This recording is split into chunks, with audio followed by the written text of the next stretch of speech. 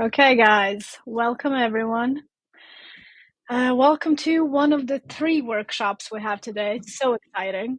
For the first one, we have Richard Millington, and he is the founder of FeverBee.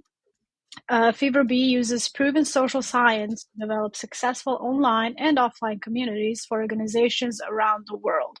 Over the past 13 years, Richard has helped to develop over 310 successful communities, including those for Apple, Facebook, Google, the World Bank, SAP, Oracle, Amazon, Autodesk, Lego, the United Nations, Novartis, and many more.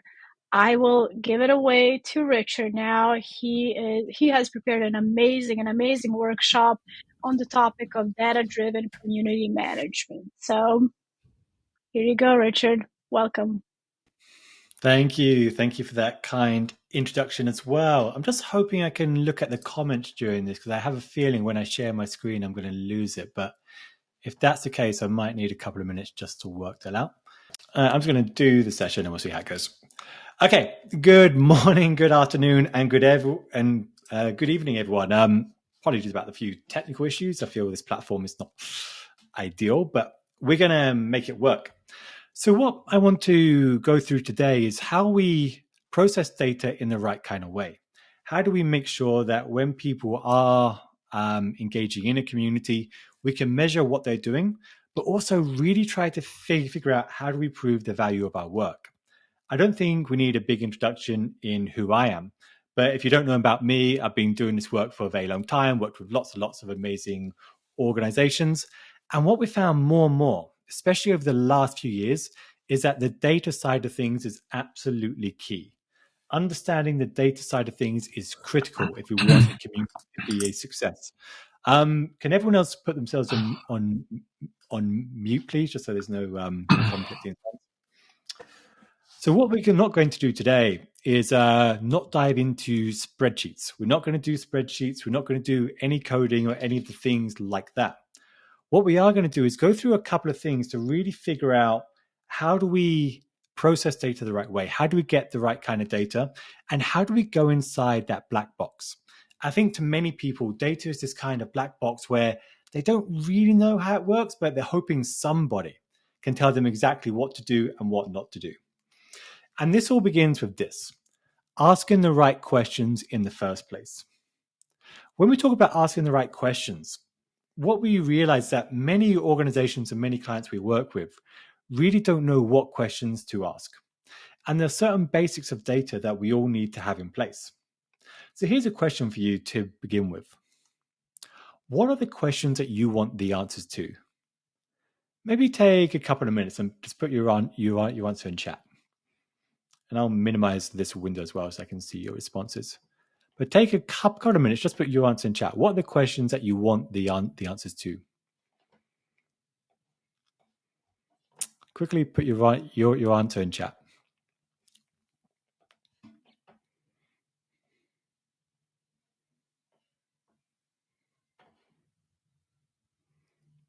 What are the questions that you want the answers to?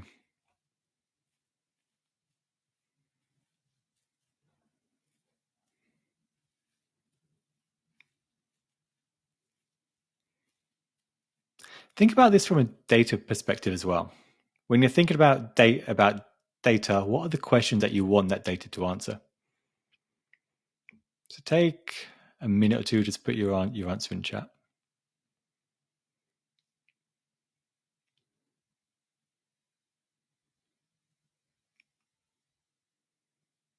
So I think either there are no responses or I just can't see the responses. Okay, there we go. Thank you, everyone. Okay, so how active, engaged, and live is my community? These are great. Thank you, everyone. Mark, how many questions, how many customers are getting their questions answered by the community? Call deflection. Yes, that's great. What else do we have? How are our users accessing the community from Insights product? Interesting. What do we have? Noel, new members, active churn. Okay. Interesting. Some of you have phrased it as a question, some of you hasn't. I want to use our community to help with product development. Interesting, not a question, but it's interesting. What else do we have here? How many connections are made between community members? What type of connections are these? Okay, these are very typical of the questions that we get very often. And so what we're going to go through today is how do we take these questions into an advanced level? We're going to try and reframe these questions as something a lot stronger and hopefully something that a data analyst can actually answer. Here's another question for you at the moment. How would you benchmark yourself at the moment? When we work with different organizations, we often try to get a sense of where our clients are at in their data journey to begin with. So take a minute just to read through this, because I think all of us are at different levels today. Some of us might be at the basic level, where we're relying just upon the engagement metrics provided by the platform.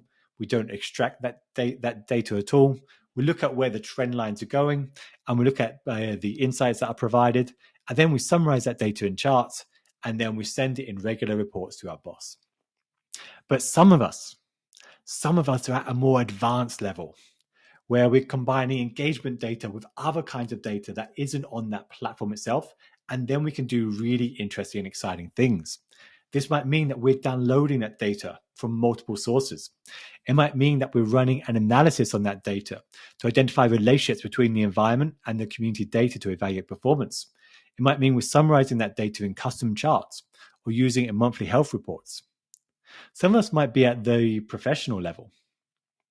This is where we are taking engagement data from different sources and processing it in a really interesting way, where we're trying to work out exactly what is the impact on specific things on other variables that we care a lot about, and where we can summarize data in a custom dashboard which appears alongside other organizational metrics. How would you benchmark yourself? Again, quickly put your answer in chat. How would you benchmark yourself at the moment? And I'll minimize this window just a second so I can see some of your responses as well. Some of you at the basic level. Okay, that's fine. What about the rest of you? How would you benchmark yourself? Basic. Okay, this is good. If you're at basic, that's absolutely fine. It just means that we're going to learn a lot today. Most of you are at the basic level, I think.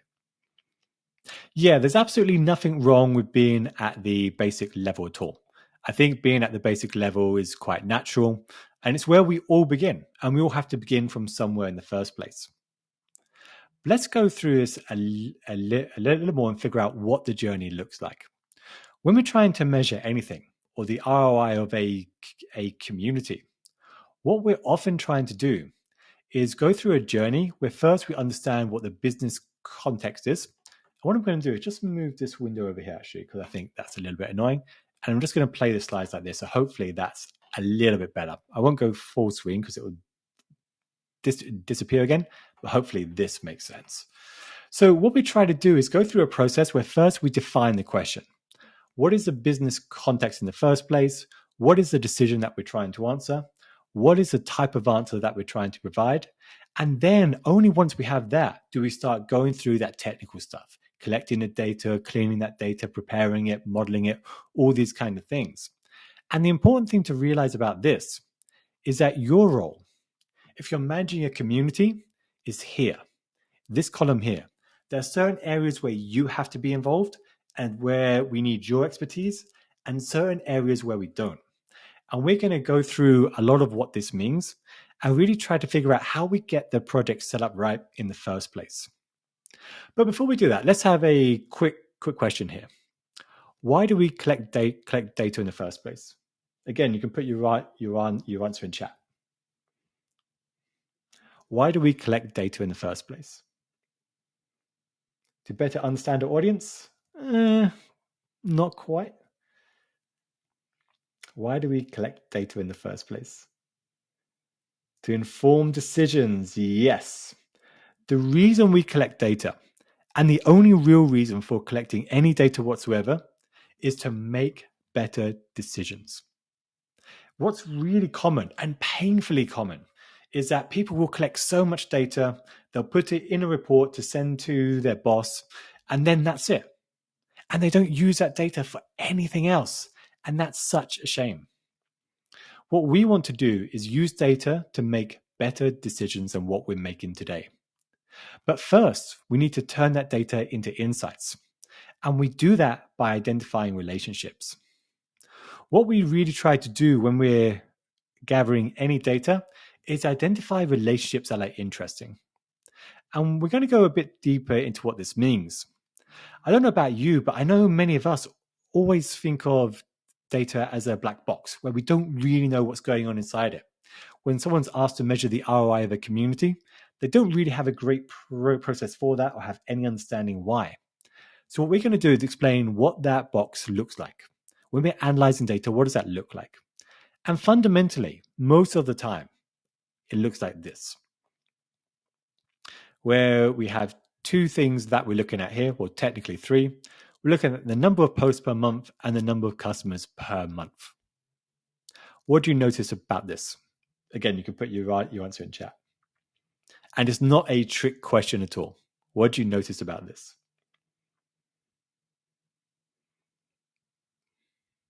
What do you see here?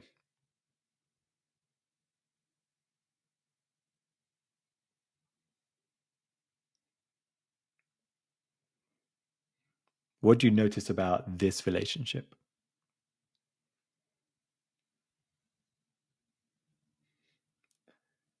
Yeah, Mark, I think, has got it pretty much right. What we're seeing is that there's a relationship here. So what would be your conclusion based upon this? If you're looking at the number of customers you have and you're looking at the number of posts in a community, what would be your conclusion here? And a really big part of data is not just analyzing it, but interpreting that data the right way.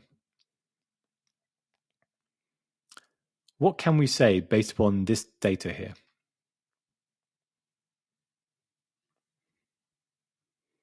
Give you maybe another 10 seconds. So Mark says more customers equals more posts. Is that correct? Sarah says line is going up, but in fact posts are remaining the same per customer. You're kind of hovering around the right answer, I think. More customers than posts. So what we know here, quite simply, is there's a relationship, right? There's a relationship between the number of posts and the number of customers. In fact, we can go a bit deeper into this. If you want to put this on a scatter graph, as we see here, what this basically says is that 94% of the variability in the number of posts can be explained by the number of customers, and vice versa as well. So does it mean that more customers means more posts, or does it mean that more posts means more customers? And the answer is we simply don't know. But all we can say when we look at a chart that's like this is that there's a relationship between the two. There's a relationship between the number of posts and the number of customers. And so the challenge is figuring out which way that relationship goes. Let's do another example. Let's imagine the graph instead looked like this. What would be your conclusion to this? What do you notice about this?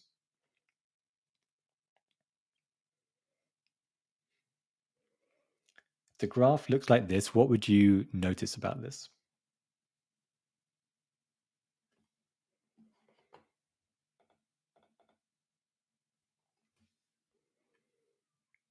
Take maybe 20 seconds and put your answer in chat.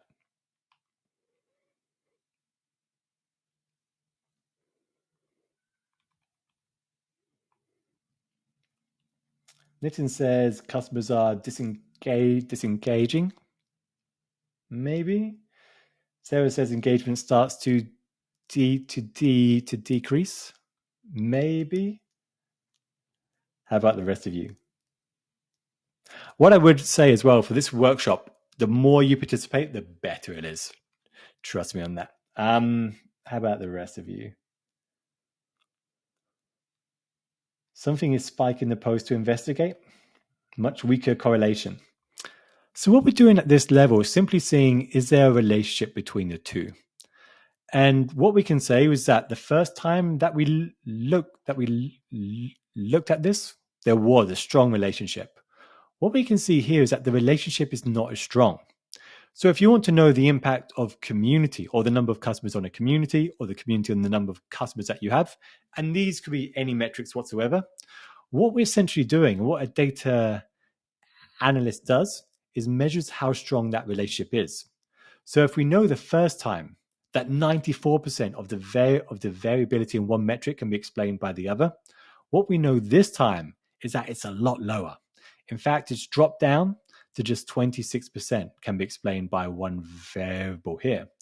And so what we're trying to look at, and what an analyst essentially does, is what is the relationship? How strong is that relationship?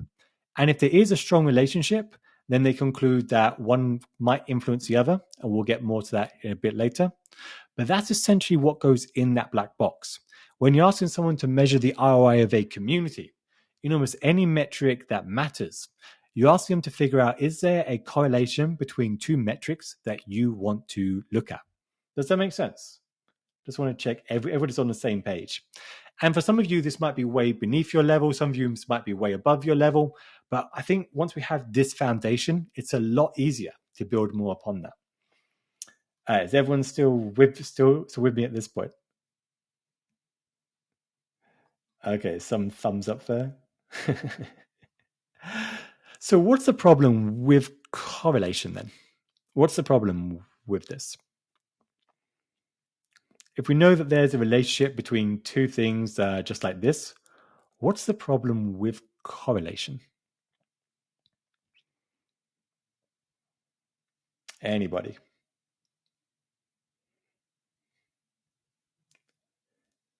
No, we're not looking at engaging new members to post yet. We're not going that deep. That's not what the challenge is just yet. Tim pretty much has it. So the problem with correlation is that we don't know which direction that relationship is. So for example, does more engagement mean, say, a higher retention rate? Or does higher retention lead to more engagement? Is it a case that the more customers become engaged in a community, the more likely they are to stick around with a company as a customer, or even stay engaged in anything that you're doing? Or is it a case that the people more likely to be long-term customers are more likely to engage? And the challenge with data, and the perennial challenge that drives so many people so crazy for so long, is figuring out which direction it goes. And it really is a challenge. Does it go this way or this way? This way or this way? Or if we know that there's a relationship between the two, is it possible that something is influencing both of these things at the same time? So for example, if engagement is increasing and if retention is increasing as well, is there something else that could be influencing both of these things at the same time? Take maybe 30 seconds and put a guess in chat. If your company is experiencing higher levels of engagement and higher levels of customer retention, what is something that could be happening to influence both of these things at the same time? Take maybe 20 to 30 seconds and put your answer in chat. What could be influencing both of these things at the same time?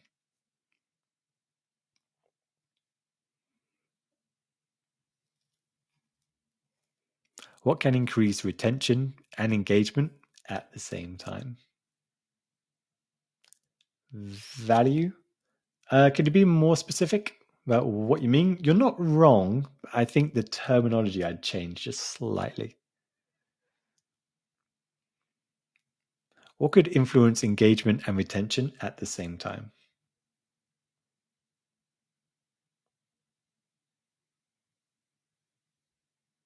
I'll give it another 5 to 10 seconds.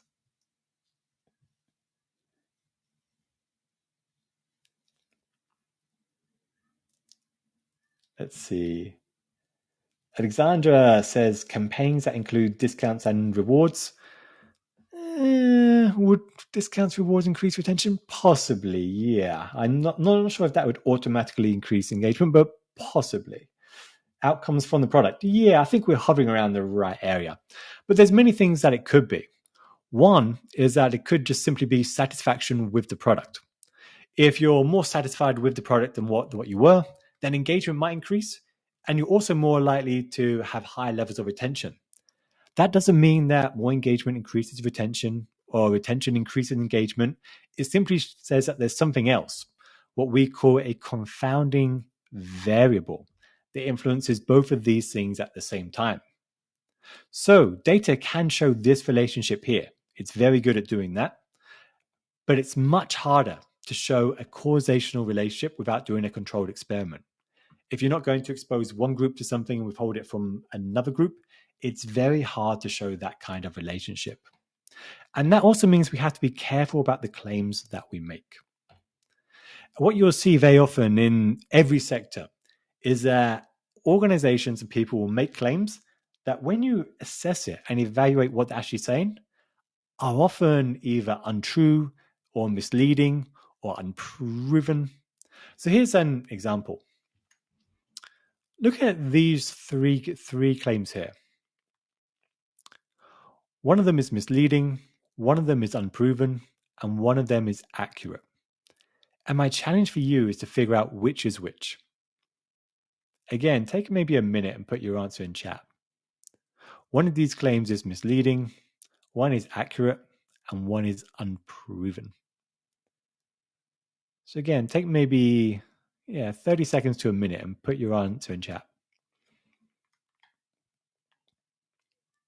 And the reason we're doing this, just make sure the foundation level of understanding is in place. Because I think people often want data to do things that it honestly can't do, or at least it can't do without setting up a project in a certain way. So looking at these, which is misleading, which is unproven, and which is accurate? Again, just put your answer in chat. Alexandra, thank you. Alexandra says left is inaccurate, upper right is unproven, lower right is accurate. Does everyone else agree? What do the rest of you think? Same? Okay. Seems like people are broadly same. Sarah says accurate, strong relationship between loyalty and engagement. Unproven engagement increases loyalty. Inaccurate, community engagement increases loyalty. Okay, so we're broadly right. Hopefully you can't see the answer on the left here. So I think community increases customer loyalty is unproven. It could be happening, but it's unproven. Also unproven and misleading. I mean, we could have some debate about which is which. Misleading is when engagement increases, loyalty increases. I think that's very clearly not what these kind of relationships show. And accurate is here, where you're simply saying there is a relationship between loyalty and engagement, or reduced churn and engagement, but we don't know which direction that goes. And that's how we have to be careful about the claims that we make. That doesn't mean that correlation is a waste of time. I think correlation can do really interesting things. We did a great study for Pragmatic Institute, I think last year, and we can find really interesting data points. But you'll notice that we're being careful about how we phrase these things to not imply that one causes the other, and simply say that these are what the relationships look like. So the question is then, what's the point of correlation if it can't prove which direction things are going in? And what correlation does extremely well is that it reveals useful relationships or useful insights that you can test. So with Pragmatic, for example, once we have data like this, we can say, okay, if we know these things are related to the outcomes that we want, then we can make the KPIs and the objectives to increase these kinds of things. And we can do really great things to increase that so it gets our strategy on the right foot. But fundamentally, we have to be aware of the limitations of what we're talking about here. So when we talk about defining the business question, and this is going to be the absolute critical thing that we cover today, when we talk about how we define this question, it's about phrasing it in a way of identifying what that relationship is. So we talked about so far this. If we want to say the number of posts and the number of customers, we plot it in a graph like this over time, and then we figure out how strong the relationship is. But the biggest challenge, and what we're going to spend maybe the first half of this session doing, is figuring out what should these variables be. Like, how do you define what a community is? How do you define the outcome? What we tend to do a lot is spend a lot of time working with clients to figure out what are the metrics that matter most to them. And typically, most of what we do is trying to figure out what kinds of metrics on this side of the graph or this side of the table influence things on this side of the table. We typically want to know what is the impact of the health metrics or some measure of community upon some outcome that the organization wants. And once we know this, it's a lot easier to go deeper and deeper and deeper into this to figure out what the value of that community is. So, what I would suggest is first working internally to go down and figure out which of these matters most, and then figure out if it's retention. Then you can scroll down and figure out which of these makes the most sense. But we have to figure out what are the variables that we're going to put on these graphs here, because then we can figure out how strong that relationship is. And that's fundamentally what's inside that box.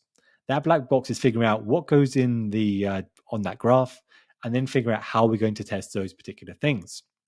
And the biggest challenge for this by far is reframing our community questions as a data question that we can answer. A data question refers to a specific metric in a database. It refers to a specific metric that you can look up in a database that you have the access to.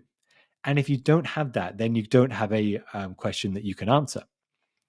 Let's try an example. Let's imagine you want to know what the impact of events is on community engagement. What would you look at? What metrics would you look at to define the impact of events on engagement within a community? Put your answer in chat. We'll give it maybe a minute and a half on this. What metrics would you look at to find the impact of events on community engagement?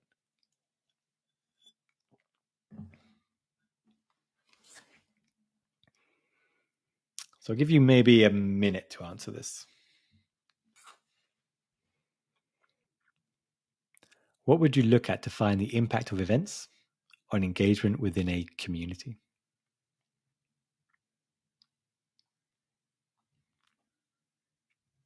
And questions like these come up a lot. And I think the key skill we need at this stage is to figure out how to tackle the question. At the foundation level, how do we tackle this question? So again, you can put your answer in chat. I'll give you maybe 30 seconds on this. Okay. Let's see what we have. Company, how many ICPs sign up to the community after the event?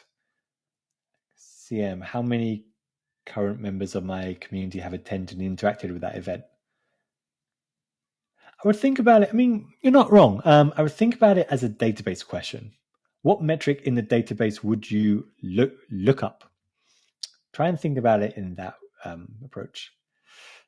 Mark says, additional topics surfacing directly related to the event, related topics right after the event.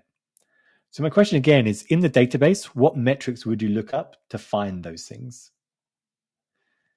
Natalia says, exchanges after the event, subscriptions via community to new events. Exchanges after the event, what metric is that? Is it the total number of discussions? Is it total number of posts? Increase in attendance? I think you might need to be a little bit more precise on that. Okay, Sarah. Okay, I like this as a good start. Post visits. Is there an increase post the event? Interesting. Okay. Is there an increase post the event? That's pretty solid. So we're looking at posts, we're looking at visits. Okay. Claudia says, I'm such a people person, I struggle with data. You know what? Like, this isn't really a data challenge, it's a thinking challenge. And so you don't have to really know much about data or those kind of things. It's more about just thinking about what metric would you look at? We've all seen what a database looks like at some point. Okay, Mark. Okay, now we're getting somewhere. Mark, increase of recency of logins following the event compared to before. Okay, so you'll be looking at, I'm guessing, the number of logins per month before and after the event. That's interesting. Okay. Total number of new engagement.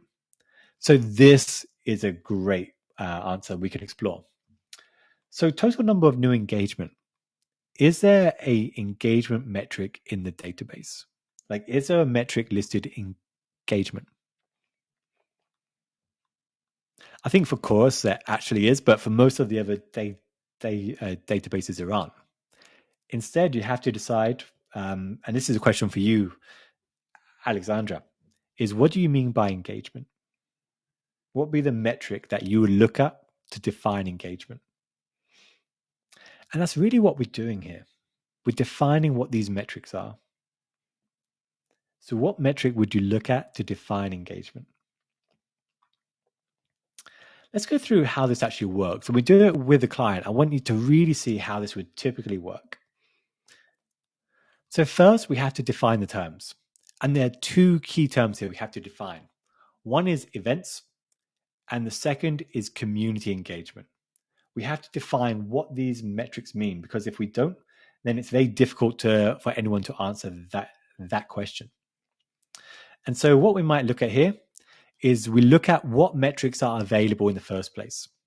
So we go to a database, and let's say we're using Bevy. Let's say we're looking up user group events, and we look at what's in the back end of the platform, what metrics we have access to, and this is what we have. Now, if we want to know the relationship on events, on engagement, which of these metrics would you use to measure events? And I think here is where you start to see what the process really is. Because you have to begin by looking at what metrics are available to you, and then which metric specifically defines events. So looking at these metrics here that are available in the back end of Bevy, and we could do this for any platform if you want, which would you use?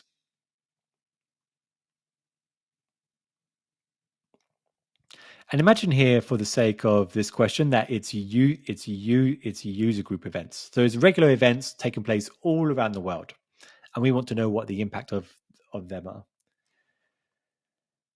So I want to say Peng. I'm not sure if I'm saying that right, but Peng says engagement hours. Interesting. Total engagement hours. Interesting. Pong. Okay, I apologize. Pong. How about everyone else? What metrics would you use?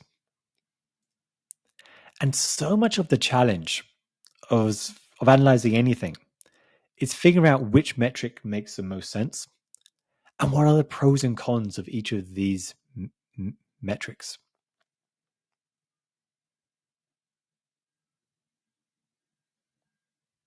How about the rest of you? What metrics would you use to define events? And here's a secret as well. There isn't a right answer. There are a couple of wrong answers perhaps, but there isn't a single right answer. What there is are trade-offs that you have to make. And that's one of the key lessons from this, is that when you're selecting which metrics represent events, understanding what the trade-offs are. Sarah says, look at who is a site user and which of these have attended the event. Have attended? Possibly. I'd think of it just on the event side, right? If you want to define events, there's something that you need on that graph. And so every one of these has pros and cons. Let's imagine you're using the total number of completed events. What's the downside of that? If you're only measuring the total number of events, what's the downside of that? Again, you can put your answer in chat. Give you maybe 15 seconds and then I'll tell you the answer. If you're only measuring the total number of completed events, what's the downside of that? Claudia, yes, you don't know how many people actually attend these events. It could be 1,000 events of only one person that attends, which would be very, very sad. But that's kind of the point. And here's the other challenge. What if you're just measuring the total number of attendees? Well, it could just be one event that had all the impact and none of the other events had any impact. And so there's a trade-off. There's a trade-off with every single one of these. And again, forget about the question we're answering here. Just think about how you define events. I think a couple of people right now are trying to jump ahead to answer the entire question. But first, at this phase, you simply have to answer how you define events. That's it. And you have to pick a metric that you have. One of the interesting things, by the way, is that there's often a relationship between a lot of these variables in the first place. And so it doesn't 100% matter which metric you actually choose. I mean, there's a few that could be the right answer. If you know that the number of people that attend events is pretty steady across all events, then it doesn't really matter if you use the number of attendees or the total number of completed events. What does matter is that there is a metric to represent events. The second part of this question is, how do you define community? Let's imagine we're using discourse, for example, and these are the metrics that you have. Which of these would you use to represent engagement? And this is why I was pushing back on Alexandra a little when she's mentioned using engagement, which is you have to define what engagement actually means. And you have to define what it means by looking at a metric that you have access to. So a question for you: which of these metrics would you use to define engagement? We'll go to a deeper level of this later on, but I just want to make sure we're clear on this part to begin with. What metric would you use to define engagement? The way we tend to think about this at FeverBee is think about what the pros and cons of each metric is. So which metric would you use to define engagement?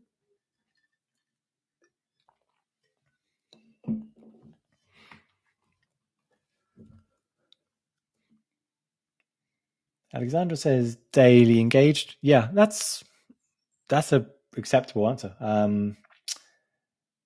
Natalia says post, daily engaged, bookmark post. So this is actually another good point. Like, it's easy to select several, and there are some complex methodologies that you can use for that. But if you think about it as a graph where you're only looking at two things, one thing that represents event and another thing that represents engagement, you have to really select one. And the hard thing here is making that decision. And I know how painful that is, because it's hard to think, oh, I'm just going to pick one. Logged in users is interesting. What's the problem with logged in users? Sarah says post. Yeah, post, perfectly acceptable. There's a downside to post as well. And it's also worth thinking about what you're not measuring. If you measure one thing, you're not measuring something else. So daily engaged users will capture everyone that visits the site. The post doesn't. The post just represents the number of people that make a post. So you don't know how many people are visiting that community at all. And so there's a trade-off in every one of these things. And that's kind of what to think about. Thinking about which of these actually are most important to the question you're trying to answer. But what we would typically do here is pick a metric that we think is the best outcome of the trade-offs we're willing to make. And then finally, we can have a question that's like this, which is, what is the impact on the number of events per month on community posts per month? And this is just one example. As we're seeing, there's many different ways you can answer the same question, but fundamentally, you have to define the terms in a way that you can look them up in a database and explore what the relationship is amongst them. Does that make sense? Give me a quick yes or no here. A couple of thumbs up I'm seeing. The thing about the thumbs up, I don't know if it's just one person just giving me a lot of them, or everyone that's giving them. So yeah, it might help just to put the answer in chat actually, just so I can see that everyone's on board. Question from Claudia: I think some of the engagement might also happen outside of your platform. Yeah, that's another challenge entirely. But hopefully you get the key point is that you've got to take those questions that you came up with before and put them into terms that you can answer, that you can define them as a metric in the database you can look at. And you can also create new metrics in your database based upon what you have. So you can multiply one metric by another and say, okay, we're going to look at this, and that's perfectly fine. But fundamentally, you have to know what metrics that you're looking at and how you're going to define the term. But the other thing we haven't answered is, what do we mean by impact? Do we just mean, is there a relationship? Is that what we're trying to answer here? An impact can mean many different things. We might look at this question as, is there a strong relationship between the monthly number of event attendees and posts in the community? We might look up, how strong is that relationship? We might look up, is the number of posts in the community higher when the number of user group events are higher? We might look up whether peaks in event attendance correspond with peaks in the number of posts. We might look up if the number of event attendees increased by 20%. What would be the predicted number? So there's so many different questions that we can ask here. And the challenge, again, we're going to go over this over and over again, is defining the kind of answer that you actually want. Because if you give a data analyst a question, they're going to answer it the best they can, but they don't have your expertise to define what that question is. And we'll think about the challenge with that in just a second. So Claudia says, do you think it's helpful, recommended for you as a community manager to spark, initiate conversations after the event? I mean, maybe, yes. But I want to focus on the data side here, if that's okay. If you reach out to me afterwards, I'm happy to answer non-data questions. But I think for the workshop, I just want to stay engaged on the data side. So let's practice what we've learned. Let's begin with a simple question. Is our community growing? What is a data question that you would use to answer this? Is our community growing? I think this is very similar to some of the questions that you folks came up with right at the beginning. How do you answer this question? Is our community growing? Take maybe a minute and put your answer in chat. And remember here, it has to be phrased as a question. So Alexandra says, sign up numbers. Can you put that as a question? And there's a reason why I'm asking you to do that.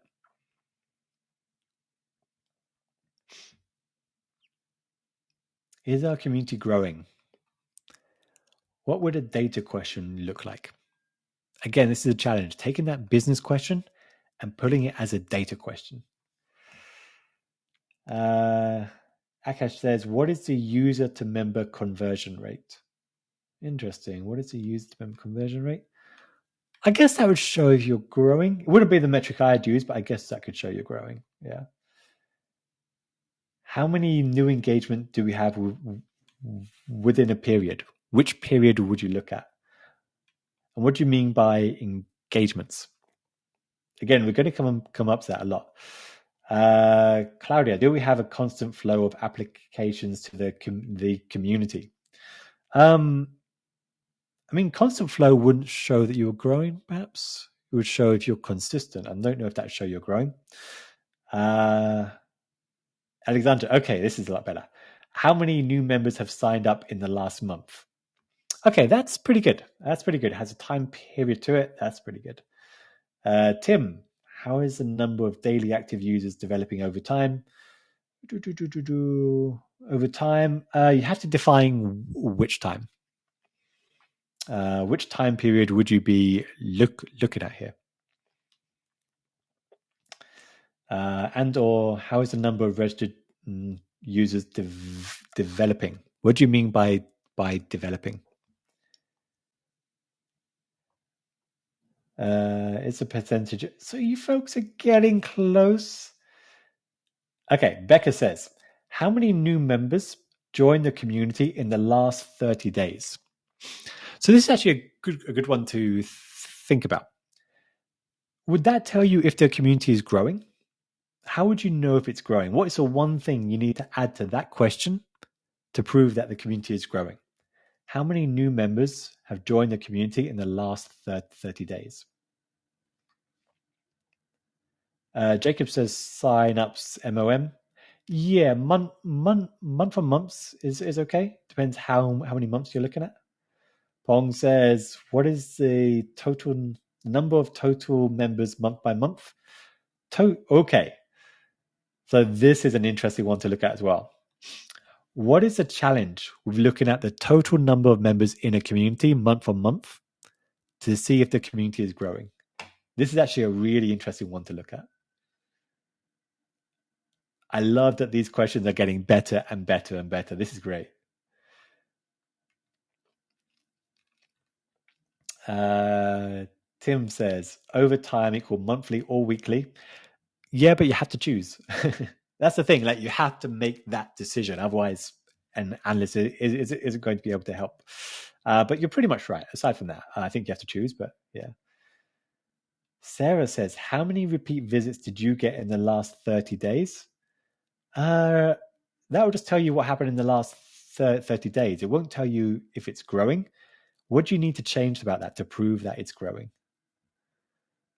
We're getting closer and closer. I love it. How many new members in the last 30 days, plus how many of them are engaging?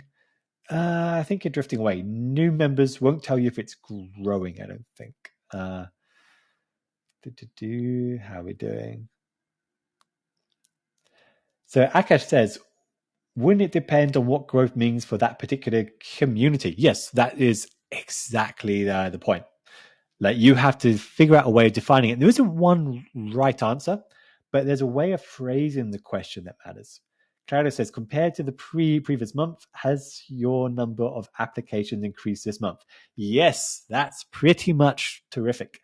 You've picked a metric. Whether it's the right or wrong one really depends on your situation, as Akash is saying. But you've picked a metric that's specific, and you've compared the time period. Let me explain why this matters a lot. Let's go through an example, because different definitions can lead you to a different example. Look at this community here. Is this community growing or not?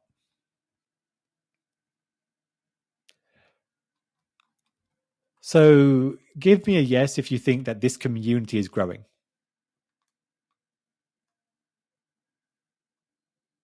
Give you maybe 20 seconds. If you think this community is growing, just say yes. Actually, better yet, just put one word here: growing, shrinking, or consistent. I challenge every one of you to say whether this community is growing, it's shrinking, or it's consistent. Mark says consistent. The challenge with doing this online is that once someone puts the first answer in, everyone tends to copy that answer. See if that happens. So is this growing, shrinking, or consistent? Just one word response.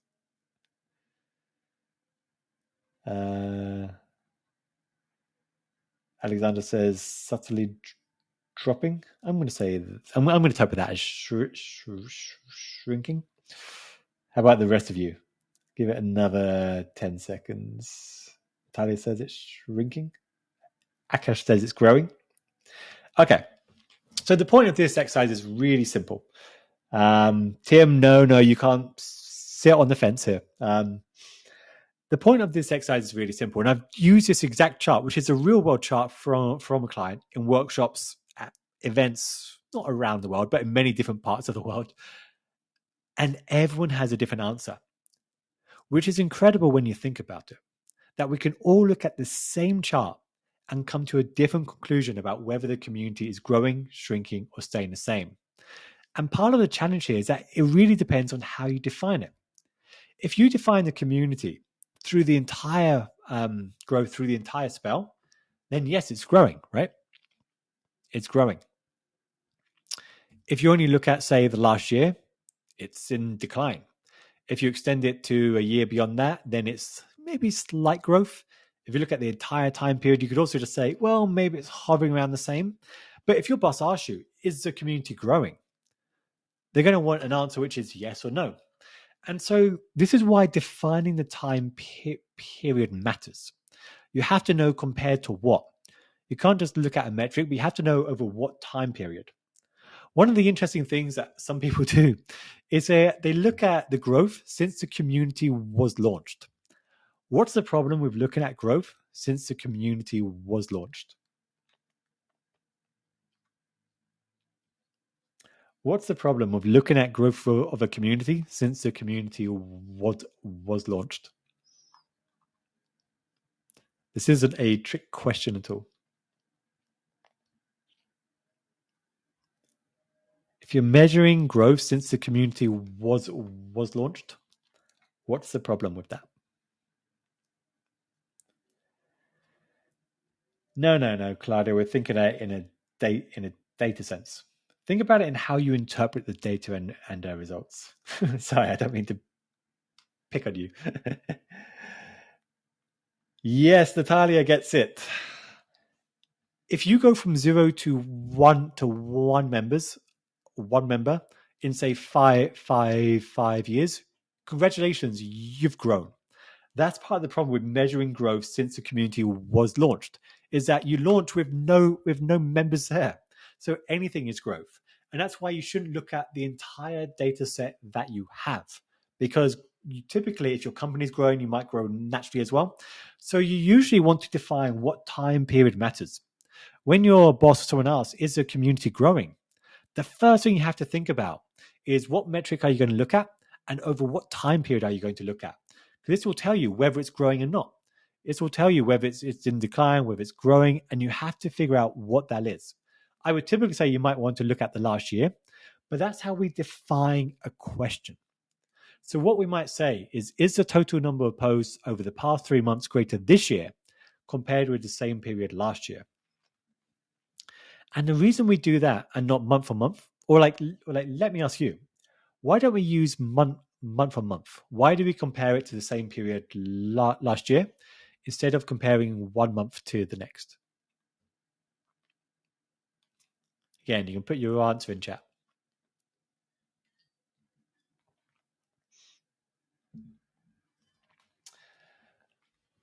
Mark, yes, we have a winner, and Becca as well. Yes, seasonality. If you compare, say, November to December, you almost always find a big decline. And so that wouldn't make sense. We do 3 months as well, just because there's a bunch of things that can cause some variability that we don't expect. So we have a good time period that we can compare to the same period last year as well. And this, once we know this is what we're looking at, is a data question that we can answer. And that's why every business question is often more complex than what you think, because we have to turn that into a data question instead. Let's try another example. Let's imagine if we're trying to prove that a community, or let's say the business question is, does our community improve customer retention? What might we look at here? Take maybe 2 minutes and try and turn this into a data question that we can answer. Does our community improve customer retention? How do we turn this into a data question? What's the very first thing we have to do with a question like this?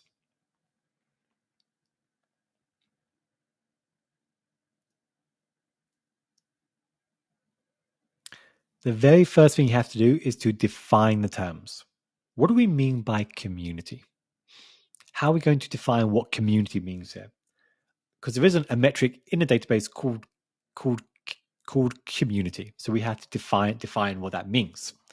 Is it active members? Is it the number of posts? What specifically are we looking at? And then we have to define what we mean by customer retention. So Becca says community member retention versus non-community member retention. Interesting. I mean, that's a common one. It's not wrong, but you have to be careful about your interpretation of that. What's the challenge of comparing members to non-members? Anybody? What's the challenge of comparing members to non-members?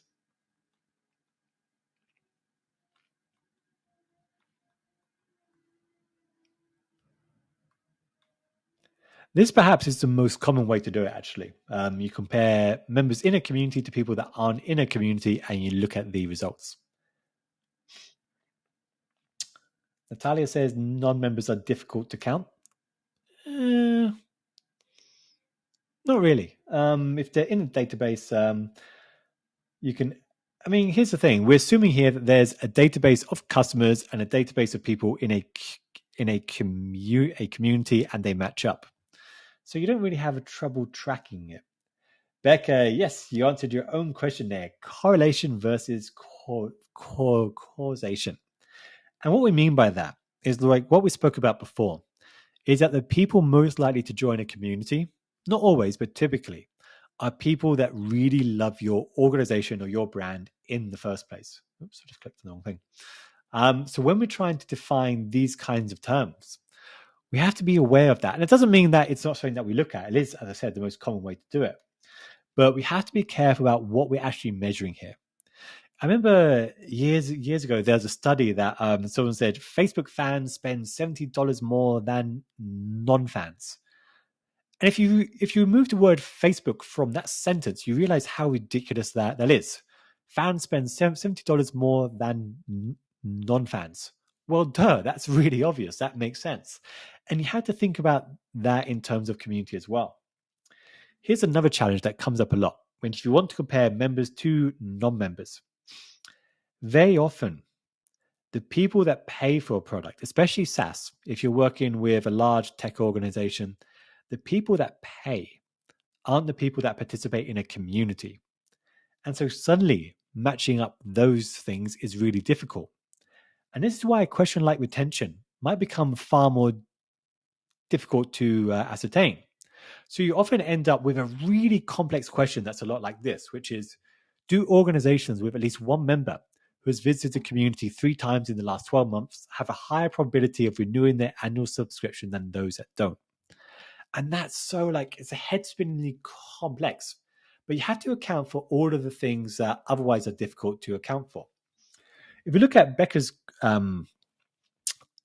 answer, it's not wrong, but you can quickly figure out there's going to be some complexity to it. So, for example, and maybe this is a question for you, Becca, if someone joined the community 5 years ago and hasn't visited since, would you still use them in your comparison?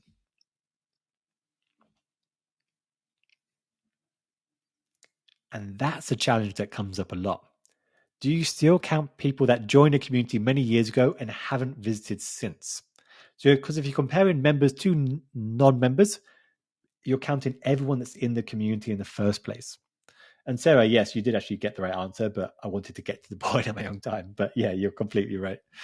So you have to figure out what are the criticisms of the methodology, because it's always more complex than what you actually think it is. And so again, we have to draw a time limit, because clearly I personally don't think it makes sense to measure everyone that joined a community no matter when and then compare them like later on. So this is why we have at least one visit in the last 12 months. In this case, we've set the bar at three visits. We assume that 3 visits is the point where they're going to have a higher probability. But does this make sense? It's more complex in an interesting way. But you have to think about how you define it to account for these things. And that's why data questions are more complex than what we often imagine. I'll go through some others so we don't spend too much time on this.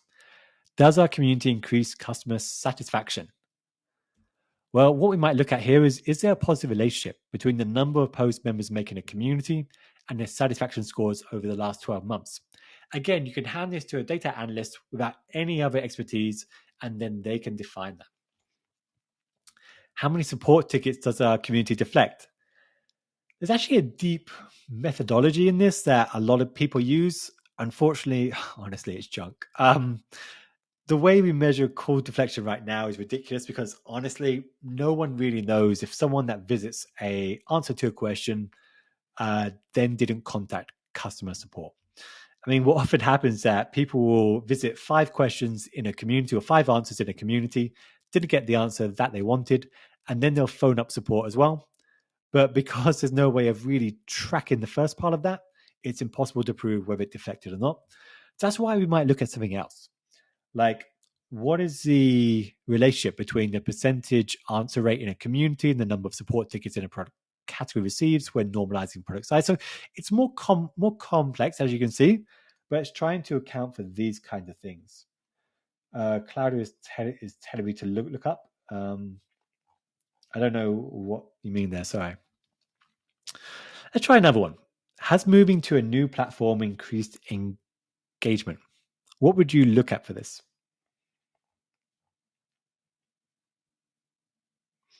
What would you look at? If you want to know if moving to a new platform has increased engagement, what would you look at?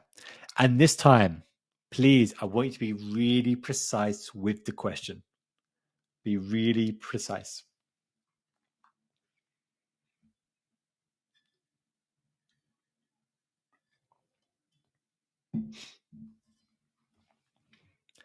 Has moving to a new platform increased engagement? What would a data question look like? Take a second to think it through and be precise. And again, put your answer in chat.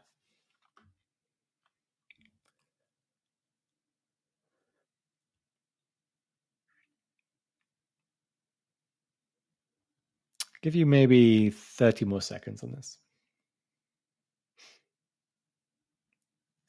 Okay, these are looking good. Alexandra, what is the total number of engagement? No, not engagement. I think you have to name a specific thing, post, members, whatever, on one platform versus the other in a specified amount of time. I think you're really, really close. The only thing I would say is actually highlight the time period. You know, you have to make a decision. And there's no right or wrong on this. How many of your members have successfully moved and onboarded onto the new platform? That's not showing if engagement has increased. Like, you need a term there, Claudia, that defines engagement. So you could say, what we're really looking for is to know if engagement has increased before and after a particular event, right? So knowing if they've moved, that wouldn't show if engagement has increased, I don't think. Pong, what is the relationship between signing up to a new platform and posts? Signing up to a new platform posts. I mean, I think they'd have to sign up to the new platform in order to post, right? So you'd have a 100% relationship. I might be wrong about what you mean there, but yeah, I might need a little more information on that. So some of you are really, really close. So it might be something like, is the number of members who made a contribution to the community higher in the 3 months since the migration was completed compared with the 3 months before? This is really precise, really specific. And I think it's very close to what some of you just said, actually. Claudia, how many new posts can you see happening in the new platform compared to the interactions from the last month? Yeah, very, very close to what I had. That's good. Becca, is the total number of posts on the new platform in the last 30 days greater than... Okay, that's almost exactly what I had. The only thing I would say is, like, I would use an average of 3 months, and you can use 2, but 3 seems to be the norm. And just because there's some variability month to month, right? As we spoke about before, you know, depending upon what month you move, there could be a natural change. So a 3 month might be interesting. You might also do year on year for that type of year as well. But hopefully it all makes sense. We have a pretty good idea at this point. Okay, so let's go back to the questions that you came up with at the beginning. When I said right at the beginning, what are the questions that you want to answer? Remember what you wrote there? And here's what I want you to do, is define it as a data question. Define it as a data question that we've talked about. I'll give you maybe, let's see, what time is it? Maybe three minutes to take those initial questions you had and frame them as data questions. So take those questions that you came up with right at the beginning and frame them as data questions.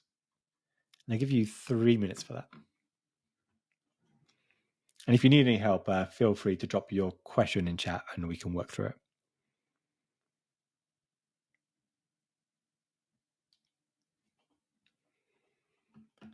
So turn that initial question that you came up with right at the beginning into a data question. And even if you didn't have an initial question right at the beginning, you can still go through this process. Just think about what is a data question that you want to know the answer to.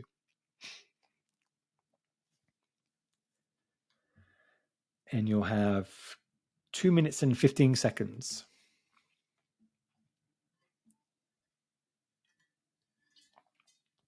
And when you're ready, put your answer in chat.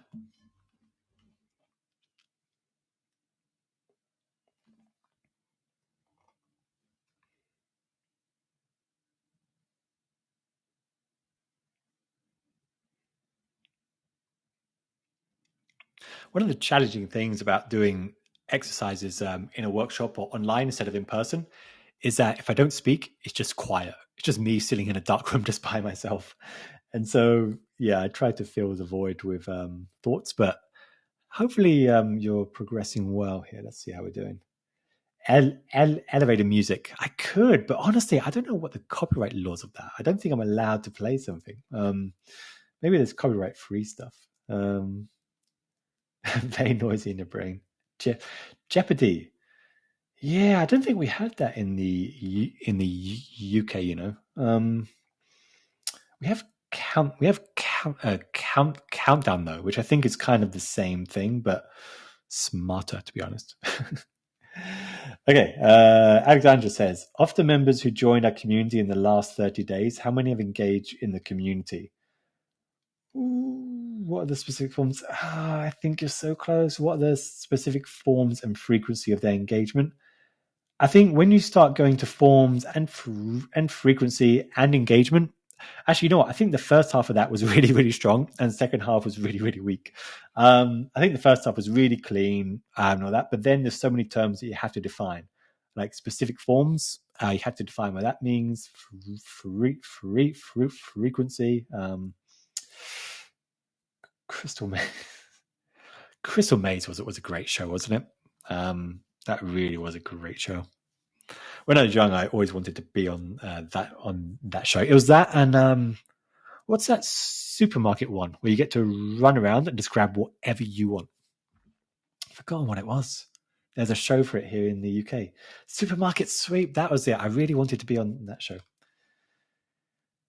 Okay, how are we doing? Back to the session. Supermarket Sweep. Yeah.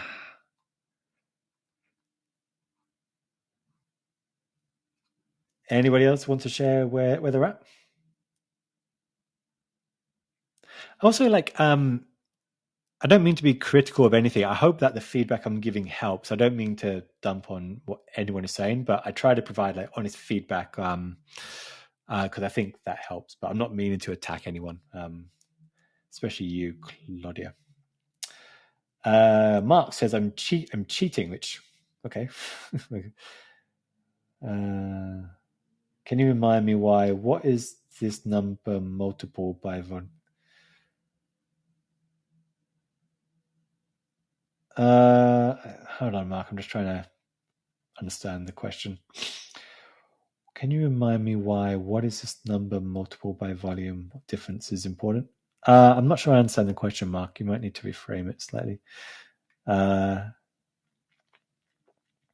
Alexandra, yeah, you might just want to rewrite the question again. Okay, Mark, how many support tickets does our community deflect? The problem with deflection, honestly, is that you're trying to prove something that didn't happen. Like you're trying to prove that people didn't contact customer support. And what people typically do here is they gather data on how many people visit a community or how many people visit answers to questions on a community. Then they multiply that by the percentage of them that got the answer that they wanted. And then often if they're using Chorus, they multiply that by the percentage who otherwise would have contacted support. So they get that last metric by a survey. The problem is that it's impossible to know if someone that visited an answer got the answer that they wanted or not. And what typically happens here is that people will track, will use a survey to say, did you get the answer that you wanted?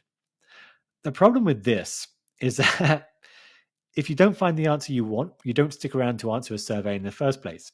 And this is why these core deflection metrics often have outcomes that are like, our community had a 2000% return on investment. And you're just like, oh, no, it didn't. No, it didn't. You often have these core deflection metrics that are far bigger than the budget of the entire customer support team.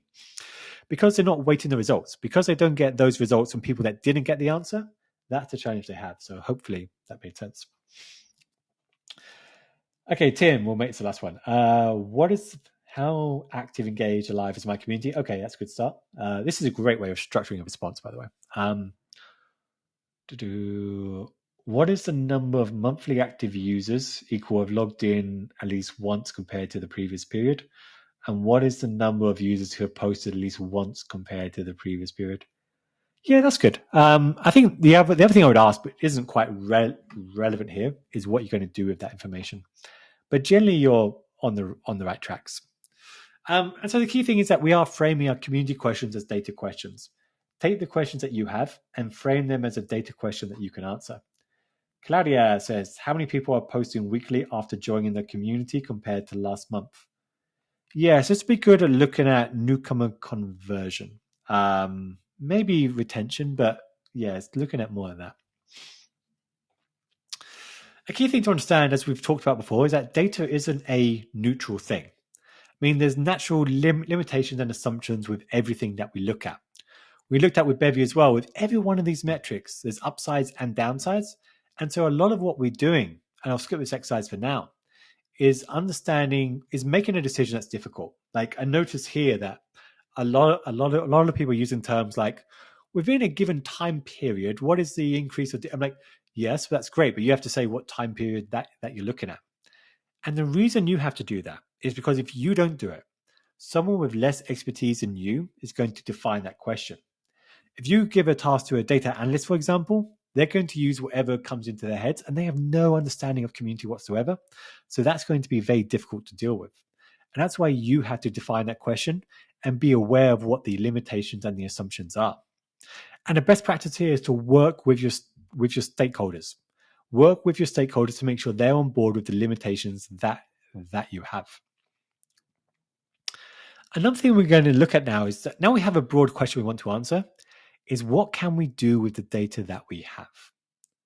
What can we do with the data we have? Once we know the question, we have to figure out, can we get access to that data? Like with every project we work on, there's sources of data, and sometimes we have access to it and sometimes we don't. And very often we do a survey like this where we figure out, okay, we need this exists, we have access to this. And then based upon this, we often have to reframe our question because we don't have access to the data that we need to answer it. So very often at this point, if we don't have access to the data we need, we have to reframe the question. A really common thing that happens with organizations we've worked with is they'll say, hey, we want to know if our community has increased customer retention. And we'll say, okay, can you give us data on customer retention? And they'll say no. We're like, okay, well, we can't do it. And so very often, if you don't have outcome data, for example, you can't measure those outcomes. You can only measure things naturally that you have the data that you can access. And based upon the data you can access, it completely changes the type of question that you can ask. Here's some examples. Let's imagine you only have access to the front end. What I mean by that is that you can only access the community site as everyone else can see it. No admin access, nothing else. The only thing you can really do here is observe what's happening. You can just look at, compared to a couple of months beforehand, maybe go to Wayback Machine or archive.org. You look at, say, the community from 6 months ago, look at how lively it seems. You compare it to today, and then based upon that, you come up with an answer. Or let's imagine, actually, let me go back. The next thing we can look at is time series information. Time series data is when that data is aggregated by time. Here's what I mean by that. Is where data here is aggregated by month. So you can see the total number of visits per month, the total number of posts per month, the total number of registrations per month. And this is really interesting because this is what most of us have access to if we're running any sort of community. And so the question is, what can we do with this? If this is the only data that we have, there's only a couple of things we can actually do with this. So one, we can see the impact of a specific event. If we know that there's an event on a specific time and then the metrics change, we can say, okay, the events seem to have a big impact. Other things we can look at are trends. We can look at whether we can forecast the future as well. We can see if the community is healthy and heading in the right direction. But these are the only kinds of questions that we can answer if this is the only data that we have. Does that make sense? Give me a thumbs up or a yes. Just one lonely thumbs up. There we go. Okay. Fantastic. So if you only have data that's aggregated by month and looks something like this, These are the only kinds of questions you can answer. You can't measure retention or any of that because you don't have that data. You can only measure things that happen within the community itself. The next level up for this is to combine community data with customer data that's aggregated by time. And what I mean by that, if you combine it, you'll have a database that looks like this, where you have the month, they have the community data all aggregated by month, and then you have the CRM data, like new customers, logins, net promoter score, these kind of things. We're making a bunch of assumptions here for sure, but when we can combine it, now we can do more interesting things. Now we can start looking at things like, what is the relationship between, say, new registrations and the number of customers? What are the trends in those relationships? What do we expect to happen in the future? We can answer questions such as, has the number of tickets, sales, renewals, or satisfactions increased or decreased since we launched a community? Is there a relationship between community activity and the number of sales, renewals, and satisfaction? This makes sense. When we have this kind of data, we can answer these kinds of questions. And if you don't have that, you can't do this. And we spend so much time with clients we work with just to make sure they understand this, because if there isn't an agreement and alignment on this, you're never going to get the results that you want. Next, we can look at individual community member data. And this looks like this. This is a very, very generic example where you have a list of names in your community and the total number of posts, likes, and logins. Here's a question for you. What can you do with this? If this is the data you have access to, what can you do with this?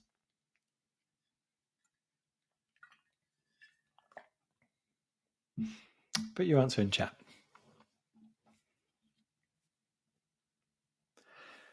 There's a huge difference between data that is aggregated by month or week or time and data that is aggregated by member.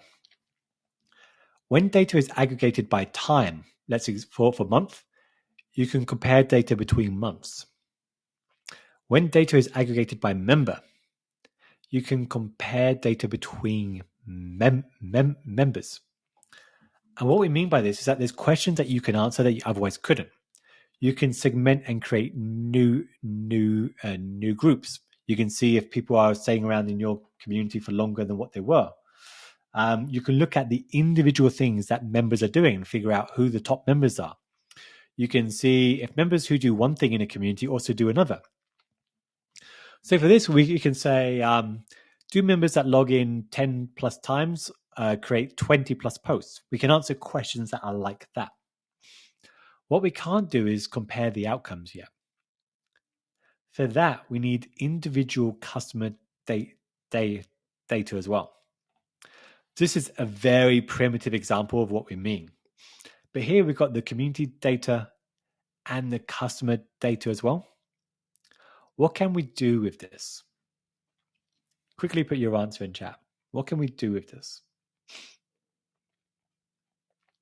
What kind of questions can we answer with this?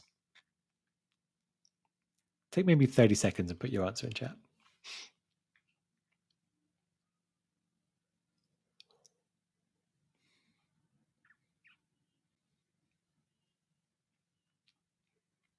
Think about the relationships you might want to explore. So the first thing to think about is that we're comparing between different members here. Sarah, yes. Do high net promoter scores correlate with active community members? Yeah, that's terrific. That's exactly the kind of thing that we can look at here. We can see, you can imagine it on a graph if you like, like the average net promoter score, the average number of posts, and is there a relationship between them? That's exactly the kind of thing that you can do. What else can we do? What else can we do with this information? The sad thing is it's actually very difficult to get this data in the first place. Like really difficult to get this kind of information. Mostly because right now there's so much concern over data privacy and security that getting access is a challenge. But if you can, the possibilities are incredible. Sarah again, is there a relationship between logins and tickets? Yeah. Sarah, like you've got this 100% right. You can start exploring really interesting questions. You can compare the differences between members and customers. You can compare members to non-members as well. Because if someone isn't in the community database and in the CRM, then they're not a member. I mean, there's complexities to that as well, but we'll come to that another time perhaps. So you can answer questions like, do members who post 5 times in a community become more likely to renew their subscription? Or what do members who renew their subscription and have a high net promoter score do that other members don't? And that will tell you if there's a specific behavior you want to focus on as well. Claudia says, does engagement number of posts lead to more sales? Claudia, how would we rephrase that? You're very close. Think about what we covered right at the beginning of this. You're so close. Does engagement, the number of posts, lead to more sales? You can rephrase that question. If someone else wants to help Claudia out, please go ahead. How do we rephrase that question to be more accurate?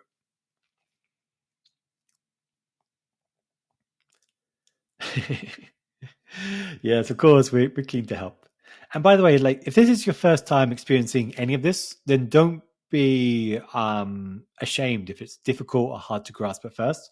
Hopefully, it's just an understanding that is just thinking very logically about what you're doing.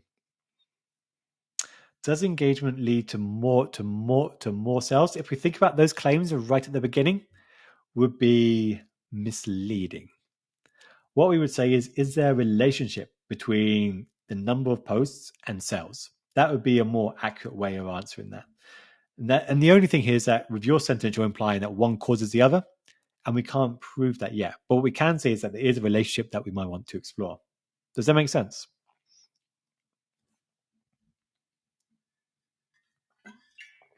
I am beginning to lose my voice. Okay. So this is where we can answer really interesting questions, but typically you need access to the platform, the CRM, maybe the survey platform for the Net Promoter Score, and maybe they might have a data warehouse, but we won't get into that today. Let's talk about log files. Raw log files are fascinating. So if you have access to the raw log files, which you rarely do, so I won't spend too much time on this, but basically means you get a timestamp, a date, when a user, the user and the action, and the URL or some other information as well. What you can't do with, let's go back to, with this data here, is you don't know when these things happened. Like this is aggregated data really. So you don't know if those were 15 posts in 1 month. You don't know if people made the purchase before joining the community, during the time they joined the community. You don't know if one came before the other or not. But if you did, you'd be able to answer questions that related to when these things occurred in time. So that would be a sequential analysis, we call it, or getting really granular.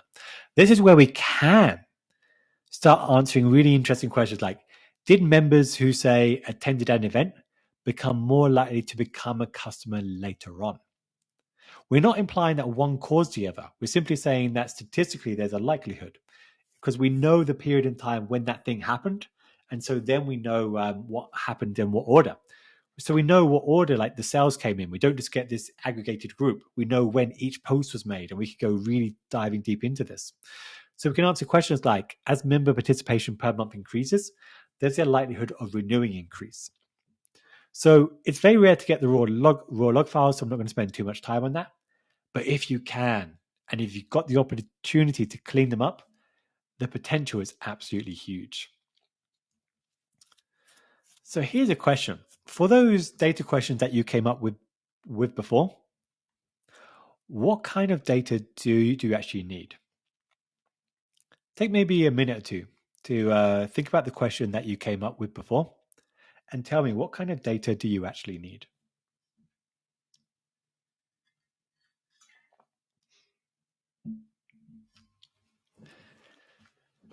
I feel we really do need some background songs here. I can just sing if you like. Not that well. So, what kind of data do you need for the questions that you need the answers to?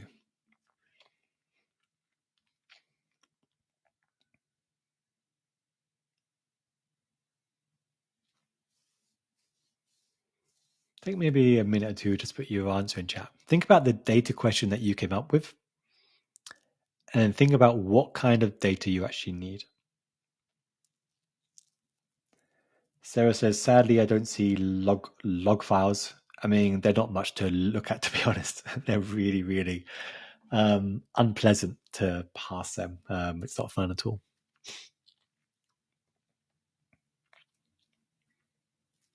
So for the questions that you want the answers to, what kind of data do you need? I don't know what the Jeopardy theme is, actually. I know that countdown is like do do do do do do do do do do do do do do bong. Okay, how are we doing?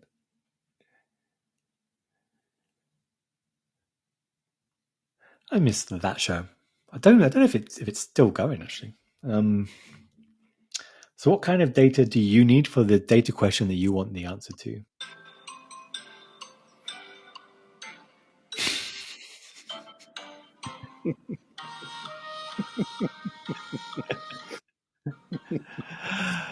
That's what it is. Okay, I recognize the theme tune.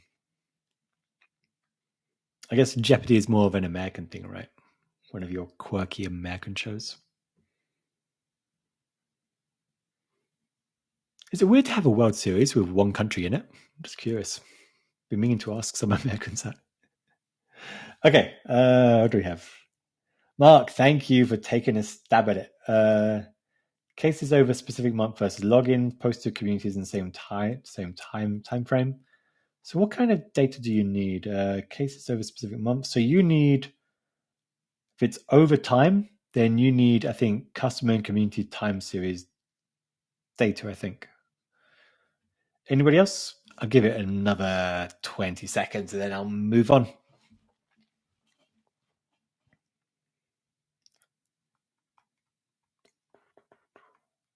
It's all gone so quiet.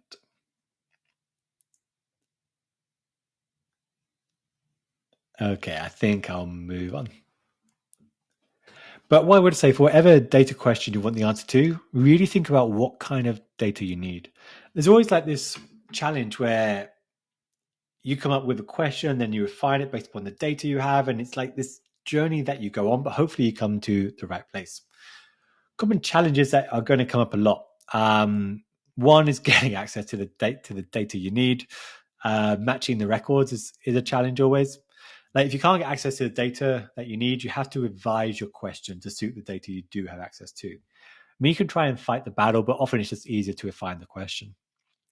Second is matching the data records. One of the really annoying things is that very often the community database and the customer one don't match. There's not a unique ID where they match. Sometimes people use their personal email address. Sometimes they change names and they get married and all these kind of things. And so they often, the data records just simply don't match. And you might get a match rate as low as say 21%. And that's difficult to work with. But here you can use fuzzy or partial matching where possible, or match it at the organization level, like what company that they work for. On the methodology, I'm not going to go deep into that because we've covered that already. If you have no analyst that's capable of doing the work, you can use Upwork, Cord, or those channels to find them. Or honestly, I don't want it to be a plug, but we can do it on your behalf. We do that a lot. And if data is of low quality, low integrity, that comes up a lot. You have to invest time in cleaning and improving it. What do we mean by when data is of low quality or low integrity? Let's imagine you want to run an analysis of location, and people being able to type in where they're based, not using a drop down box, but they've typed it in. If you're looking at Germany, for example, how many people are in Germany? What's the challenge of that? It's kind of a tricky question to answer. We're thinking about data integrity and the quality of it. and people can type in whatever answer that they want. Misspellings is one. Yeah, misspellings is actually very, very, very, very close to the answer. Misspellings can usually be fixed, actually. I actually think Chat GPT and tools like that are going to be able to fix that very often. If you're in Germany, what would you write for your location, as in the country that you're in? Sarah says the email address will have a German suffix. It might do, but the problem is it might not. Mark says they'll use city names. Nope. Let's try an experiment. Everyone that's here, quickly tell me what country you're from. Let's put your answer in chat fast. Quick. Good. Do it. Keep going. Calypso, hey, welcome to the chat.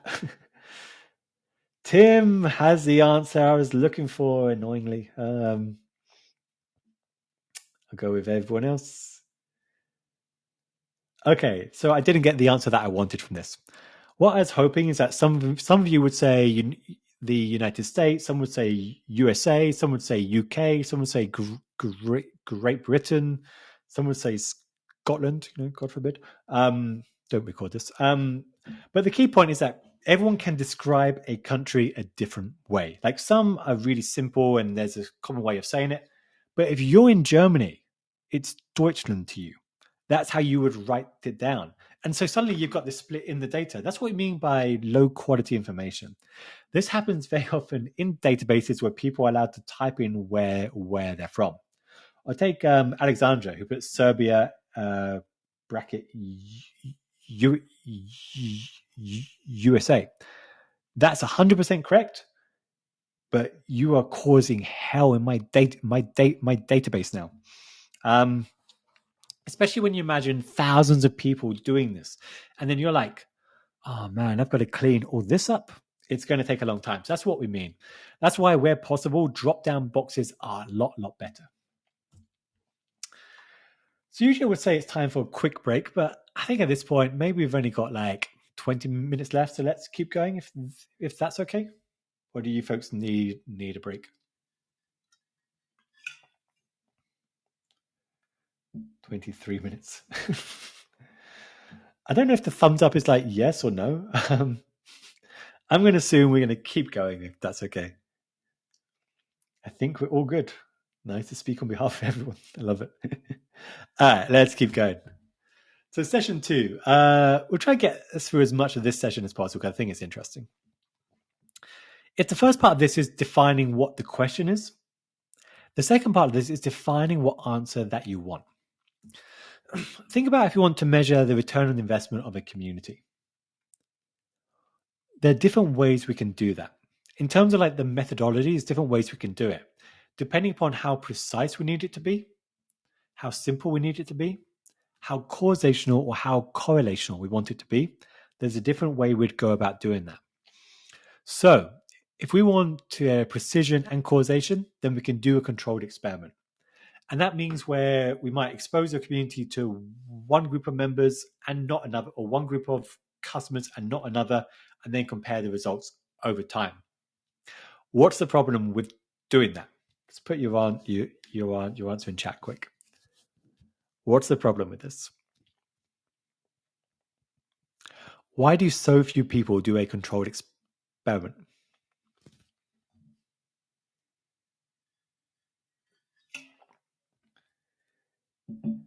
The challenge with controlled experiments. Give it another 5 seconds. Okay. The challenge with controlled experiments is they're very difficult to do. Like it's generally very difficult to give one group of people access to a community and not another, because the people that aren't in that group might get very upset that they don't get access to a community. So it takes a lot of time and difficulty, and it takes money, and like we've done it, but yeah, it takes a long time. But this is the only kind of thing that will let you make a statement like the community causes members to spend or do X more. So we usually use a different method. One of those is comparing groups. Like we talked about this before, right? Community members spend or do X more than non-members. Notice here, we're not saying it causes them to do it. We're just saying it's happening. We're not assigning the direction. We're not saying that one causes the other. We're just saying it's happening. So you compare people that are doing one thing against people that aren't doing that thing, and you see the results.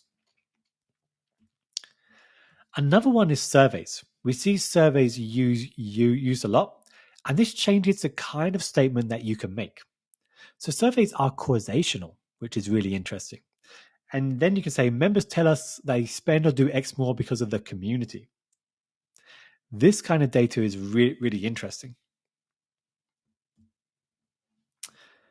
And the final one is where you assign a value, often via what's called regression and analysis, where we look at what members have done in a community, and we say, based upon like members who do more of X also spend more or do more of those things like posts and spending in a community. Does this make sense? It's really important to understand there's different methodologies here, and everyone has flaws. I remember showing this to a workshop about a month ago, and someone said, well, why not just use surveys for everything then? What's the problem with that? What's the problem with this? Survey fatigue? Yeah, that's actually correct. It's not actually quite the answer I was expecting, but it is correct. Like getting enough survey responses is a challenge. Think about it a different way, though.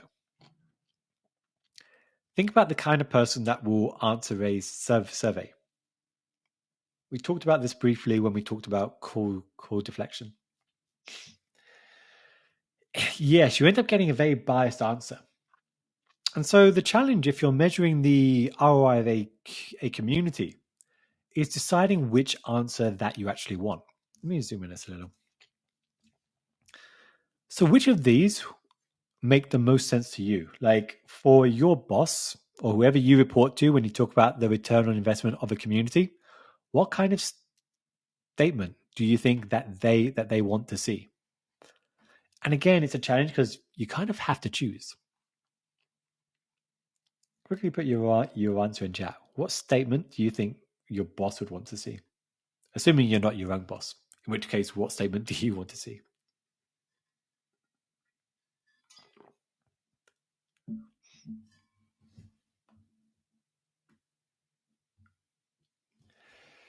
Compare groups. So compare groups, yeah. Do people who are in a community do more than not in a community? Interesting. So what we often do here is work internally to figure out first what kind of answer do they want. Obviously not what answer do they want, but what kind of answer do they want? Because that would change the methodology that we select. There's also a simple way of doing this via flowchart like this. Just contact me after this. I'll send it through. But you can figure out what people want. So first, we might go to a senior stakeholder and say, "Are you looking for a precise dollar value to this, or do you just want to know the community had some kind of impact on the audience?" And based upon that, you can figure out what kind of approach makes the most sense. If you can't do a controlled experiment, then you can look at one of these methodologies here. If you don't need to prove the value, then it opens up the dollar value, then it opens up so many more opportunities. So you can just measure engagement, and there's ways that you can do that. The community-driven impact score that you can look up on my blog. Or you can compare it to some of the metrics that exist already and compare it to that. But the key thing is right at the beginning, you figure out what kind of answer do people want, and then you can figure out what you need to do to match. I'm going to skip the exercise just because I want to be mindful of time. And then it's what will you do with that answer? Let me actually ask you that as a question. For the metrics that you're looking at, what will you do if it increases or decreases by 10% in the next couple of months? Spend 30 seconds perhaps and put your answer in chat. What will you do if it increases or decreases by 10% or 20% in the next month?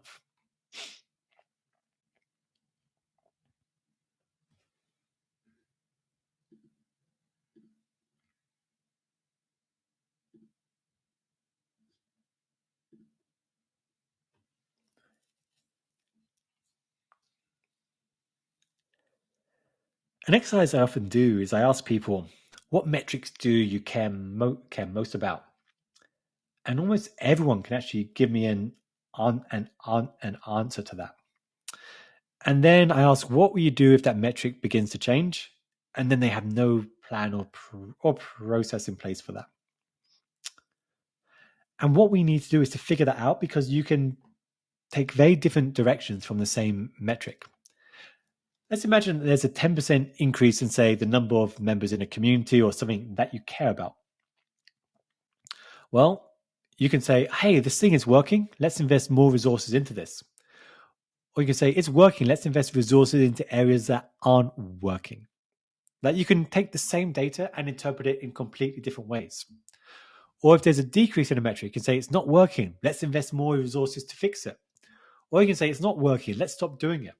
So two people can draw completely different conclusions from looking at the same data. And if we think about the purpose of data in the first place, we collect data to make better decisions. But we have to know how we're going to use that data to make the decision before we collect it. Otherwise, however much we claim to be data-driven, we're still being biased by what we wanted to do in the first place.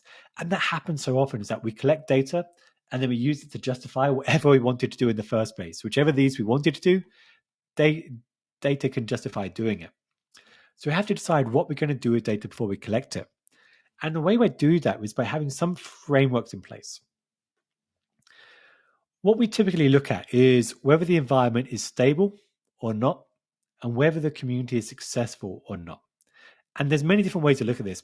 By stable environment, we talked about what's happening internally in the organization, like around that community, and what's happening in the audience. A SWOT analysis will tell you this as well. Wow, I'm really losing my voice.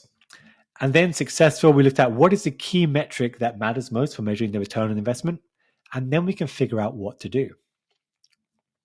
So the environment is stable and you're successful. Your strategy should be to optimize what you're already doing. Double down on your advantages. Benchmark and improve your community as it is today. If you're successful, but the environment is beginning to change, maybe the preferences of the audience are beginning to change, then you need to adapt. So if you have a great return on investment, whichever metric you're using, but the environment is changing, typically you need to adapt what you're doing. And if the environment is stable and you're not successful, this is where you need to repair. You need to figure out, do a root cause analysis, see what's not working, and then repair that thing, and then develop the solutions to resolve that. And finally, if the environment is changing and it's not successful, you need to replace it. You need to restart the entire thing again. So metrics, if you're just measuring the return on investment, is something that's going up or down, you can definitely see what's working and not working, but you can't really tell if that activity was important to begin with. This framework makes sense? Quick thumbs up or down?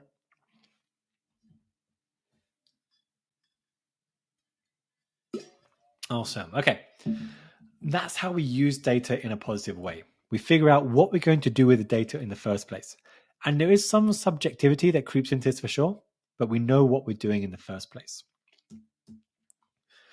And we'll cover one more, I think, in a time, which is how we optimize a community. There's different approaches like root cause and analysis and all that, and I can send you these slides afterwards if you want. But if something is important to stakeholders and not important, then we look at what's growing and what's not growing, and then we can figure out how we're going to improve a community. And it's very similar to what we just did. If we talk to the stakeholders, the members, and the people in the organization, and an initiative is growing, then we want to invest more resources into it. If it's low engagement or not growing, but it is still important, then we need to experiment and figure out how to fix it. If it is high engagement and growing, but not important, we usually just maintain this. It's not a big shame if we lose it, but usually we just maintain this. And then if something isn't working, then we divest from it because it's not important as well. And the key thing here is that you balance your investments with your divestments. What I mean by that is if you're going to spend more time doing one activity, you have to spend less time doing another activity. And when we talk about being data-driven, this is fundamentally what we mean, is that we follow the data to the natural conclusion of that. And therefore, we might end up with a situation like this, where we analyze so many different parts of a community. We know the top super users, the categories, some things that are important, we invest more time on. We know that we're going to spend less time on, and we know what we need to fix. So I'm going to lose my voice, and I think we've got 10 minutes left. Correct me if I'm wrong. But let me set aside time for any questions that you have. What I'll also do is make the slides available for anyone that wants them. And if you want a free copy of my book, you can grab it here. But usually we do this workshop as like a 4-hour session, and we only have 2 hours today. But if you're interested, there's a lot more that we can cover as well. We're also going to be launching some courses soon as well. So now we have 10 minutes left. Any questions that you have? And let me quickly check, did this all make sense? Did this session help? And what were your biggest takeaways from this session? Again, quickly put your answer in chat. Claudia says, is there a foundation course roadmap to get started with the data work? The rest of it I'm not going to read because it's flattering me, but yes, we're actually going to publish some courses really, really soon. So if you drop me a line after this, I can send you a link to that.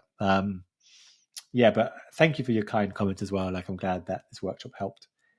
Really, a lot of this isn't so much about maths. I know some people are like, oh, I can't do maths.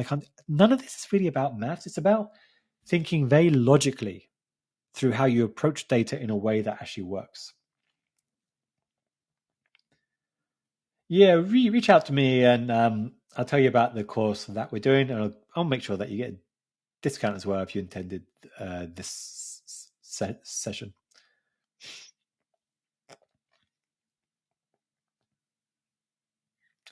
Becca, thanks. Any questions I can answer or help with?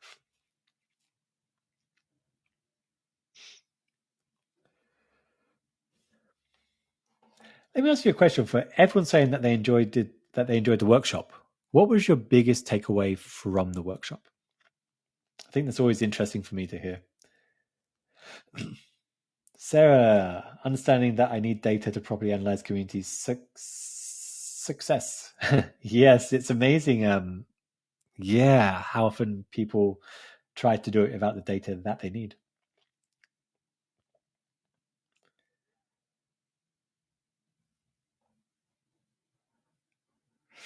Sarah, sentiment analysis. Do you ever look closely at this? We do, and I think tools like Common Room are interesting to look at to help with that. The problem with that is that it's still emerging. I think it's gotten a lot better. But it used to be a case that people would make a remark that says, my favorite one was so now I'm just stuck with the product. Thanks a lot. And I remember sentiment and that's just saying that was a positive remark. And so it's being very difficult. It's been very difficult to figure that out. But I think sentiment is getting a lot better. I think looking at attitude change is interesting with Net Promoter Score, customer satisfaction. That's interesting too. Sentiment analysis typically captures the extreme range. People that are very happy or very angry, because those are the people that talk the most.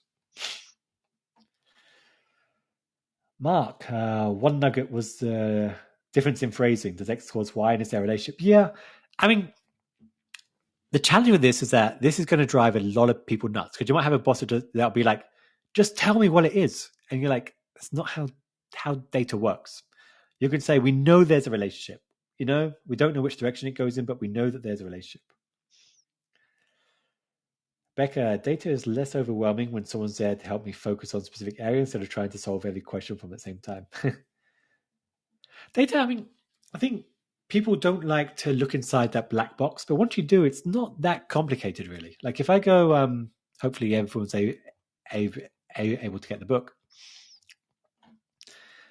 Honestly, 90% of data is really just figuring out what metrics we're going to use for this. If we think about a graph like this showing a relationship, a huge part of this is just figuring out, and this is what we spend most of the time doing today, is what goes here, what goes here, and what goes here. You have to know what time period you're looking at. You have to know like what variable goes here and what goes here, and then you can work everything else out. Okay, any other questions or takeaways? Maybe give you another 30 seconds on it.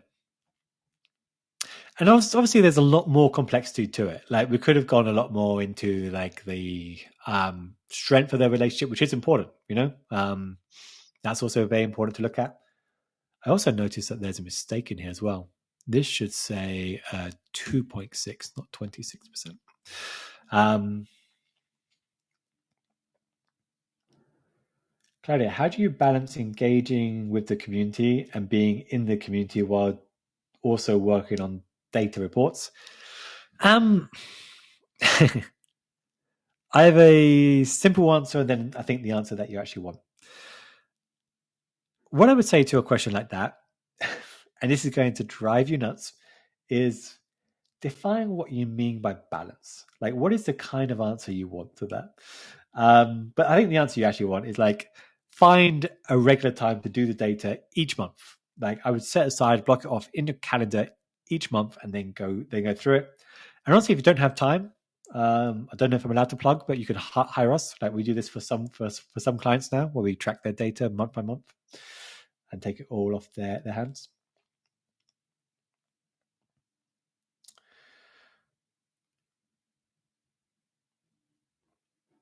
Yeah, there's typically a thing where people do it at the beginning or the end of the month.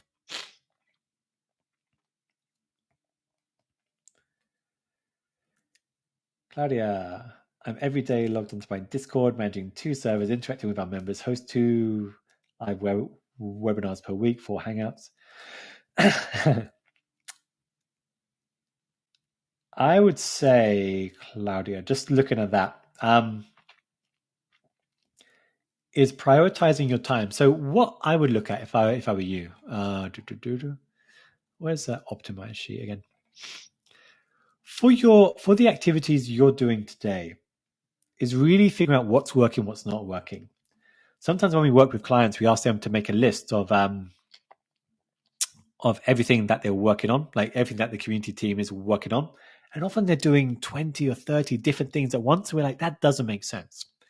Like how Gordon Ramsay would go into a restaurant and would just like cut the menu down to 5 things that are really, really good. That's the way you have to think about it as well. You can't achieve better and better results if you're spreading your time into smaller and smaller chunks. So therefore, you have to figure out what really matters. Like what really moves the needle for your community. Really look at an analysis like this and then deciding what to stop doing, what to start doing. Figure out, if you ask your members today, what do they like most about the community and what do they not like? Suddenly you'll get great answers that you can put in here and you can start figuring out where to spend your time.